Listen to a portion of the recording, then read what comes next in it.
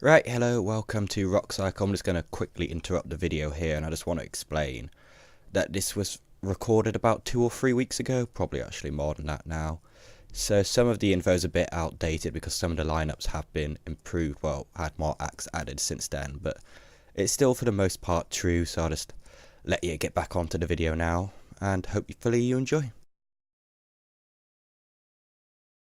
Okay, and welcome back to Rock Cycle. Today we're going to be doing part of a new series where we're doing a bit more longer and unscripted episodes where we sort of talk about general topics with me and a friend. Today I'm with Ollie Wright and we're going to be looking at what we think is the best festival lineups in the UK. Hi. Hello. Yeah. That's Ollie. So Ollie, well, we've got a few to look at today. These are ones I've all definitely seen before. Ollie probably has seen them, but he hasn't properly planned for this and he doesn't know. Like, it's more of a on-the-cuff reaction. So, what would you say you look for in a festival lineup? Well, personally, I look for a festival that's got a lot of atmosphere, that's got a variety of acts, obviously acts that I like, but also acts that appeal to a lot of people, because I don't want to go to a festival where like I'm the only person who knows an act, because you just don't get the same kind of atmosphere and vibe. Personally. Yeah, so I agree with that mostly. We're going to be trying to do a bit of an unbiased look at this, but of course, our personal likes and dislikes are going to come across. I'm going to say, like, three of the main things I look for are big names, not only as headliners but across the day, so you've got something to do in the middle of the day and not just in the evenings. Yeah. You need to have exciting, fun live acts. Like, not only need to be a big name, but it needs to be good live music, definitely. And also uniqueness. We want something that's a bit different at each festival. You don't want to just see the same acts again and again and again. So I think first one we're going to get out the way is Glastonbury. We don't know much at this point about Glastonbury. All we know is Stormzy. I think it's the only official announcement. Yeah, which obviously stirred up a bit of controversy, because a lot of people saying, "Oh, he's only got one album," and in some ways he's a big name, but in some ways he's not. I think he's a very big name within our generation. Like, under 30s, he's a big name, but for everyone else, he's not. And Glastonbury is definitely a festival aimed at all ages, not just under 30s.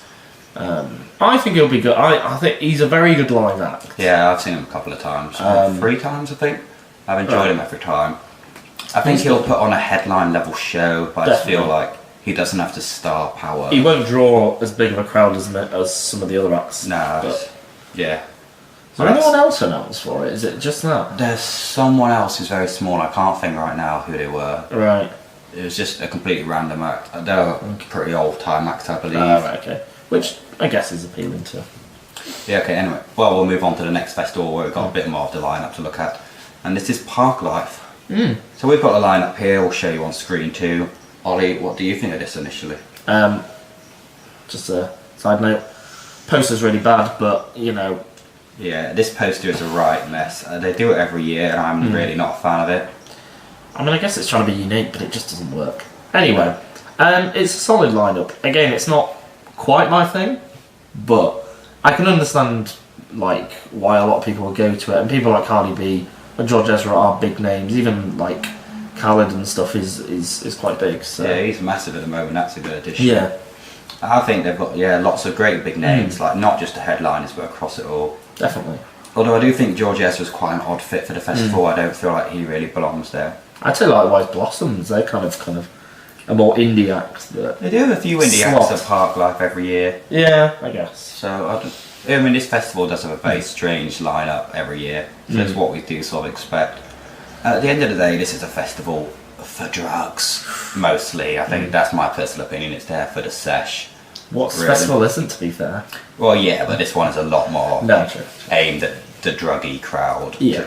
And I think for that sort of style of crowd, it's a very good lineup for that. They've got lots of good DJs and different acts that, when you're pinging off your tits, are pretty damn good live. Also, it being a city festival makes it a little bit different as well. Yeah, it's definitely different. There's good and bad things about that, but that's really a different video to go into. Right, next we're going into quite a different direction of festival. We're looking at Download. So I'm going to say personally, Download I think's got a great selection of big names this year. And I am a fan of heavier music, but none of them personally are really doing it for me, although I do see other people really why they would like this festival. Yeah. What about you, Ollie? I'm less of a fan of heavier music, shall we say. Not that I'm like opposed to any of it, and I'm quite open to it, but I think it's got some quite big names. Like Slipknot is massive, and I think they will be really good. But it's just not the kind of festival I go to. Yeah. I know a number of people are a bit disappointed in the lineup, which I can understand, especially when you had like kind of big name acts. And I know there's still big name acts on this, but like last year was Ozzy Osbourne and Was that Iron Maiden last year? no, Or it was their year Guns before? N' Roses was last year as well. So Well, it's a festival that does so well each year, it struggles to keep up with itself, definitely. yeah, I do think, relating to your earlier point, yes, this is a great festival for rock fans, but it's not very inclusive. There's very little to virtually no variety at all. yeah, Like, I do like my rock music, but when you're seeing like 20 acts in a weekend, maybe more, you kind of want something to like change it up a bit. You want something of a different style, just to keep it fresh and interesting. Even though rock itself is already a very diverse genre. yeah. I think one extra thing that's worth mentioning is the NXT events that are done there, and as a wrestling fan myself, I think that's a great addition. It's pretty fun, it's something very different and unique, and it's just a bit of fun to go see while you're in between acts, so I think it's definitely worth seeing. I also think, it'd be nice to see some, like, it's a lot of old time big rock acts on the main stage. I think I'd like to see some newer rock acts that have got big recently. I mean, there's not loads, but I'd like to see some more fresh blood on the main stage. Like, a lot of the acts have been there, they've been there before. I mean, they still deserve to be there again, but I'd like to see something a bit new. Carrying on, next one, this is a personal favourite of both of ours, I think. This is Truck Festival. So what are your initial reactions, Ollie? I really like it. It's got some acts that I really like Wolf Alice, Foals, Two Door Cinema Club, bands that I really like. Great set of headliners for a festival this size. Truck was relatively unknown before, but this was as headliners, that's put it on the map. Obviously, it runs the risk now, future years, it's going to kind of struggle to get those kind of acts, or if it is, then it'll just become monotonous. As a festival, though, I have heard kind of not great things about, like, limiting alcohol taking in, and kind of it trying to be a bit of a Yeah, they've got a lot of organisation issues. I think they're aiming for a family-friendly venue, which I feel most people like us, I'll say, like, we're not looking for a family-friendly place. We're looking for somewhere where you can have quite a lot of drinks and whatever else you want to do. Yeah, and especially with this music, it's not quite that kind of vibe. But even then, like, even Glastonbury is not. As much as it draws in a wide-ranging crowd, it still kind of accepts the fact that you've got a lot of people there who kind of want to hit it hard. So yeah, I do think when you look at this poster, the second line of acts underneath it are brilliant as well as the headliners. yeah, But then when you look below that, there's not much doing it for me personally. There's not even that many names I recognise. I mean, you've got a few, like you've got Lewis Capaldi and Idols and Seagulls, but besides that, oh yeah, her as well. But I do feel like they've got a great set of like the top tier bands, but the mid card is really lacking on this festival. definitely. Which I think because they've blown a lot of their money on these headliners. Yeah. So. I think one festival which is pretty similar to a lot of the things we said, stands this too, is Why Not Festival. This is another relatively unknown festival that's really put itself on the map this year with Elbow, Two Door Cinema Club and Foals headlining, as well as Franz Ferdinand, You Me at Six, Wolf Alice and Don Broco. All very good acts. I think it's pretty similar, and again they've got a lot of great live acts. I think this festival is a much better mid card. You've got things like Pigeon Detectives, Rat Boys, even Professor Green, Skinny Lister, Black Bunny.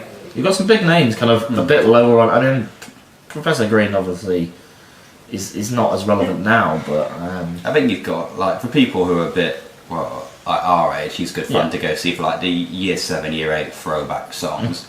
I think it'd be a pretty fun one to go see as well. So I think that one's, well, it's similar to Truck, but I think this one just does a lot more in the middle of the day. So, and it's in Derbyshire. Yeah. Which is easier for us, but yeah, I mean that will all depend on where you live, what's easier. Sure. This is Neighbourhood Weekender. We're definitely. Well, I'm definitely off. You're definitely off to this one. Yeah. I've a few of the ones before, maybe, depending on what happens. But you're definitely going. I will, depending on uni exams. So what do you think of this one, Nanya? It's alright. I mean, I don't think it was much money for because I'm only going for the Saturday. It's great value for money. Yeah. This festival, I'll tell you that. Definitely. If nothing else. I think it'll be a good laugh. Again, it's a non-camping festival, so stuff like getting seshed up and stuff is a bit harder. But you just go in there to see some nice acts and kind of have a laugh and not really think about it too much, which I think is nice. Yeah, we do see again. It's George Ezra again headlining, and I kind of feel like if you go into a few festivals this summer, as much as I like him and as much as he's a good artist, she's going to be sick to death of him. Like Yumi at 6 as well. They are on every single festival. Yeah. I do feel George Ezra and Richard Ashcroft as well. I guess this applies to. Yeah, true. I've been a bit critical towards headlining because they're good artists, but I think they're boring live music. But when these days of such solid, good days of music, there's several well, personally great acts, and even acts I don't like, but there's big names, great live acts. So you're going to be doing lots of jumping up and down, lots of energy throughout the whole day. I think that's then alright to have a low-key headline. I really like George Ezra. I think he'll provide just a nice close until the day. Yeah, I think that's it for this festival. Yeah, not much to say. Yeah, so here we got Indie 19. Now, first of all, I have to say, any festival with Biffy Clyro headlining is worth checking out. Oh, yeah. And then Catfish in the Bottom and Bastille headlining as well as two other great additions. I mean, they're not quite Biffy Clyro, but it's still pretty good. Pretty good. What do you have to say about this one? I agree. Those are some good headliners. The problem is, after that, you kind of scraping the barrel already. And yeah, definitely. This is a festival that's blown all that money on the headliners. yeah. Right, there's a few alright acts, there's a few decent sized names, but a lot of them, honestly, I have not even heard of 3/4 at least of this festival before. No. And I do think I listen to a lot of indie music. And it's a British, well, it's a festival in Ireland, so it's not like you kind of go into another country where it's going to be a lot of their acts. It's actually you'd assume you'd have heard of, but these are just quite off the grid. Yeah, and as well, this one, for a medium-sized festival, is about £150 to go to. Like, if this was at a much smaller, if this was a lower price, I think it'd be alright. But when this is you're paying more than Truck and Why Not and a few of the other ones, you're paying quite a bit more. I expect a bit more from the lineup, to be honest. I think that's just a bit disappointment on the whole, to be honest. Yeah. Headliners are great, the rest is just lacking. Yeah. Ooh, now we're on to a controversial one. One we both went to last year. We were definitely planning on going to this year until we saw this lineup, and that is Transmit Festival. Ollie, what have you got to say about this? I was a bit disappointed. I mean, I quite like a lot of the acts on this festival. However, for what you're paying for as well, for specifically us, and this isn't going to apply to everyone, the travel cost to get there and and accommodation costs as well, it just doesn't make it as worth as other festivals. Yeah, I do feel like if I lived in Glasgow personally and I could easily get there, I may go for a day or two. Definitely. But a lot of people travel for this festival like we do. Yeah. And when you have to put in so much extra effort and money, this is not a headline that makes me feel that's worth it. And you'd rather just do other festivals for a similar, if not cheaper price. Yeah, I've got a bit more of an in-depth look at this festival on my channel if you want to check that out. Cheeky plug. But yeah, I'll say the main points from that. I think this is a festival which was so fucking good last year. Yeah. It's just a danger to itself. There's no way they can match their last year's lineup. There's no way any festival can match that, to be honest, because it was so good. Whatever they were going to do this year was going to be a disappointment, and I think they've done even worse. Like, a lot of the acts there, they've got a lot of decent acts. The headliners are just not on headline level. No. And a lot of the other acts, there's just nothing special. It's just a very plain vanilla acts. Yeah. There's a lot of acts that are everywhere else, like the George Ezra, like Catfish are doing quite a bit, Bastille, years and years ago, the Wombats, Coops, Jessica Lynn, Tom Grennan, like, they're all good acts, but like, they're all over the place. Why go to this festival when I could go to one or two others, see all of these and a load of better acts as well? I will say one thing. Transmit does produce one of the best atmospheres as a crowd. I think the Scottish crowds are always very good and always very vocal and stuff. I do feel that's a lot more that's because of Scotland rather than. No. I'm just saying, which is general, because obviously you're going to attract a lot of Scottish people there, which is always fun. Yeah. So next up now, say we've got Victorious. This is a festival I've always had my eye on. I've always liked looking at it, but it's at the same weekend as Reading and Leeds, which is just damaging to it. No big music fan's going to go to this over Reading and Leeds unless it's like. Well, there's a few cases where you will, but in general. But it's a much smaller festival. And what we have so far, I think it's pretty decent. Two Door and Rudimental are both pretty fun, good live acts headline. I also like this festival's got a few good older acts on, like Ocean Colour Scene. Who else is it? Razorlight as well. So a few good old classic acts. I think this is also a really cheap festival. It's between £30 and £40 a day. Oh wow, that's not bad. I feel like you paid out just for the headliners each day. I mean, it's all right. It's just like, as I said, it just pales in comparison to Leeds Fest, and when you've got so many other options, and again those acts for the most part are going to be at others. Just kind of. We have seen a real rise of indie festivals in the UK this year. Definitely. So many have put up their game up. Yeah. But the problem is when there's so many, there's just a lot of overlap and there's so little special. So as we'll see on our next one. Tramlines, again we have Two Door Cinema Club headlining and Cortinas. Both of those acts are both great live acts, but they're nothing special. Like, you can see them everywhere, so I was looking forward to Tramlines this year. But I just feel like I'll try my best to go, but it's not a special festival, it's very generic. I don't. Who is it? Nick Rogers and Chick? No, Rogers. Oh, God, I'll see if I'm quite here. Yes. Maybe it's just me, but I haven't heard of him before. Have you?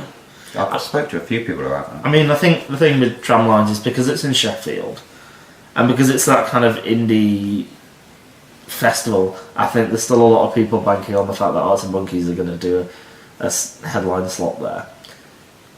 And we can all dream, but I'll be honest, I feel like that's quite unrealistic at this point. Noel Gallagher last year though. But Arts and Monkeys, they charge a lot for booking and stuff like that. And yeah, definitely. I think, it's all right, and it looked decent last year, but I don't feel there's nothing that grabs my attention besides the headliners. I mean, there's like Rag and Bone Man, a couple of others.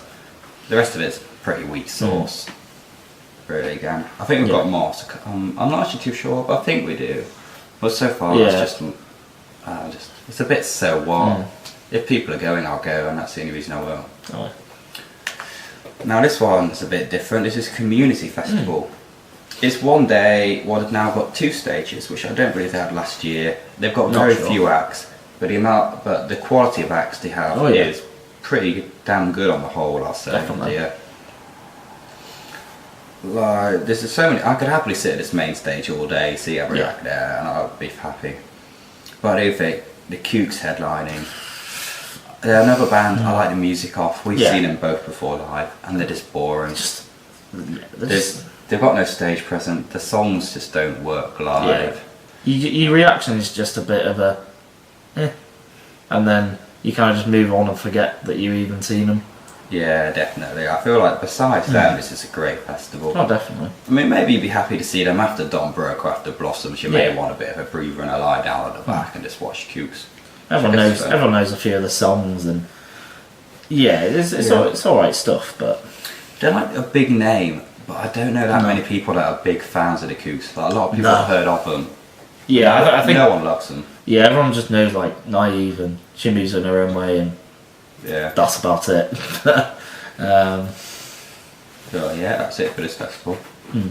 Now, George Ezra again, of course. Yes. What a surprise. But this time we're having with Biffy Clyro and Noel Gallagher, which ain't another bad collection of headliners. So, I think again, as I said earlier, Biffy Clyro, any festival with them is definitely worth checking out. I think it's a really solid lineup. I know some people are going, some of the acts are a bit dead, but you kind of do need a bit of mix of that kind of less energetic acts, and I think it's a really solid lineup. I think all day on that main stage is great. Like, definitely. I mean, some of the acts I love, and even ones that I don't know, I still recognise the names of a lot of them. So I feel like they're a big name, even if I don't personally know them. The only issue is because it's in the Isle of Wight. It's for a lot of people. It's it's a bit of a pain to get It's a to. very big commitment, this festival, Yeah. unless you live there. I do feel this is a lineup that is good enough to be worth that commitment. Aye, I'd consider There's a lot of great things going on. There's a lot of different styles as Yeah. well. Like, you got like Fatboy Slim into George Ezra. Whoever thought that would be a thing? I know. You couldn't get two more diverse acts if you tried, really. To be fair, Fatboy Slim is a special guest, so Yeah. Well, Lily Allen into Cortinas. That's another unusual mix. Who would expect that? So I think Yeah. it's got a good level of variety. And I think the variety here complements each other. Like, they work well together, the different Aye. styles, more than other festivals, such as this next one. Right, so well, back again. I have to change camera, so hopefully this is working alright, but this time we're now at Broadmasters. Now, unlike the last festival, this is quite a variety, but I feel this doesn't complement each other as well. yeah. Things like Wu-Tang Clan headlining one day, France and the Machine the other day. One of the biggest pros actually about the festival is that you got Dizzy Rascal and France and the Machine on the same day, so you got to feel like they're gonna do the Dirty Love live.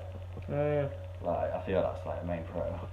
I mean, there's a couple of good acts each day, but a lot of it I just don't know the maybe it's just me personally. Yeah. I just don't know the names of 99%. I mean, Foles and Georgia Smith is quite a weird combo, I'd say, Yeah, on the that's same day. Yeah. Again, it's one in August. I don't know quite when it is, but it's kind of.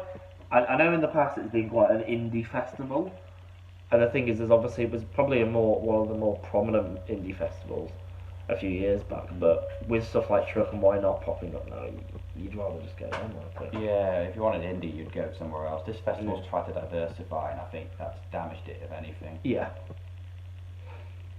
Right, so we'll now go on to the last and final festival.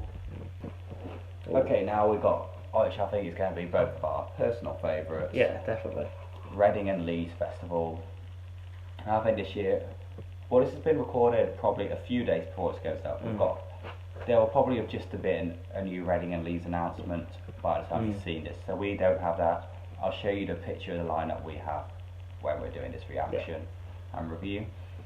So just bear that in mind. I think already you've got more than enough to fully justify going. You can tell by the smile on my face how much I quite like He's it. very happy, mostly just because he's got the 1975 there.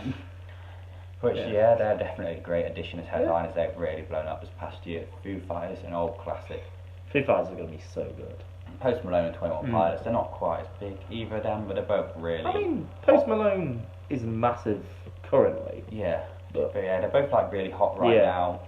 They're both going to go on to really great things. So I'm pretty sure they're going to be great headlines as well. And then all day on the main stage you've got a great variety of acts, lots of different styles, lots of different genres, and they're all great acts back to back to back. Like, I feel I'm going to have to be sat at the front of the main stage all day, I know. which I really don't want to do. I need to lie Yeah. down. I think what works with stuff like the Foo Fighters Day, you've got people like A Day to Remember and Frank Carter, who kind of all fit. Not obviously they're not the same genre, but they're kind of half similar to them, and it kind of works as a themed day. And likewise, the 1975 Day, when you've got people like Yumi at Six and One Maxes, which granted again they're not the same genre, but It's much more of an indie Yeah. day. and I think it works, and you've got that range of headliners which will attract people for each of the days, which obviously boosts up the numbers, and makes hopefully the atmosphere better and kind of more energetic. And things. Yeah, definitely. I think what I do like personally is they've gone back to their old roots. This is a much more of a traditional Leeds and Reading style lineup. There's like it's all the headliners. I don't know if you'd exactly. Well, Foo Fighters you would call rock. The other three are all sort of mystery. I mean, 1975 are pop rock / pop. They all definitely have Yeah. rock elements to them, and a lot of the other acts, just the mid card acts on the days, are all rock. So I think I personally really like that because I think the festival was going a bit too hard last year at trying to diversify. Yeah, I mean, I know there was a lot of kind of rumours about the fact that they weren't able to sign a couple of people, which meant the delays and things like that. So Yeah, so I think it's pretty good. Right, so that was our ratings. I'm sorry the camera cut out at the end and it went a bit dodgy, so hopefully you still enjoyed it. Well, hope you did if you got this far through at least anyway. So if you want to like, comment or subscribe, it would mean a great deal to me, and I'll see you in the next one.